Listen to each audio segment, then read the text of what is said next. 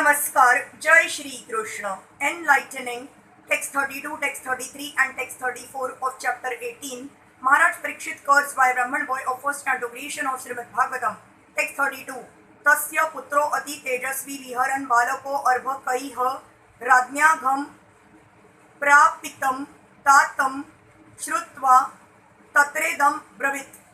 The sage had a son who was very powerful, being a Brahman son. While he was playing with inexperienced boys, he heard of his father's distress, which was occasioned by the king. Then and there, the boy spoke as follows. Due to Maharaj Pariksit's good government, even a boy of tender age, who was playing with other inexperienced boys, could become as powerful as a qualified Brahman. This boy was known as Shri, and he achieved good training in Brahmacharya by his father so that he could be as powerful as a Brahman even at that age.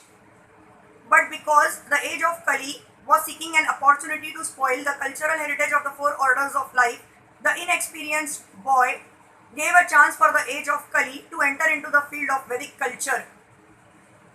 Hatred of the lower orders of life began from this Brahman boy under the influence of Kali, and thus cultural life began to dwindle day after day.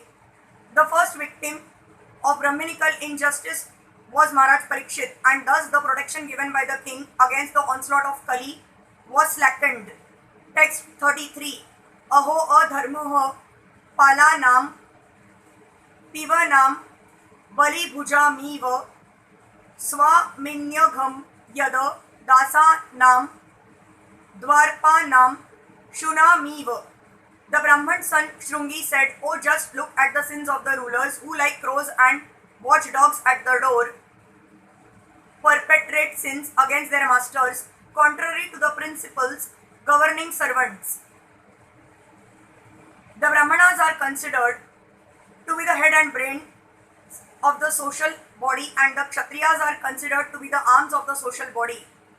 The arms are required to protect the body from all harm, but the arms must act according to the directions of the head and brain. That is a natural arrangement made by the Supreme Order, as it is confirmed in the Bhagavad Gita that four social orders or castes, namely the Brahmanas, the Kshatriyas, the Vaishyas and the Shudras, are set up according to quality and work done by them.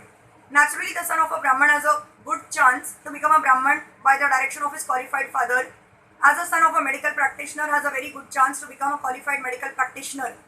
So the caste system is quite scientific. The son must take advantage of the father's qualification and thus become a Brahman or medical practitioner and not otherwise. Without being qualified, one cannot become a Brahman or medical practitioner, and that is the verdict of all scriptures and social orders. Herein Shri, a qualified son of a great Brahman, attained the required Brahminical power both by birth and by training, but he was lacking in culture because he was an inexperienced boy. Under the influence of Kali, the son of a Brahman became puffed up with Brahminical power and thus wrongly compared Maharaj Pariksit to crows and watchdogs. The king is certainly the watchdog of the state in the sense that he keeps vigilant eyes over the border of the state for its protection and defense, but to address him as a watchdog is the sign of a less cultured boy.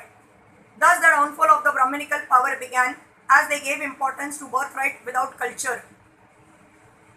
The downfall of the Brahman caste began in the age of Kali, and since Brahmanas are the head of the social order, all other orders of society also began to deteriorate. This beginning of Brahminical deterioration was highly deplored by the father of Shri, as we will find.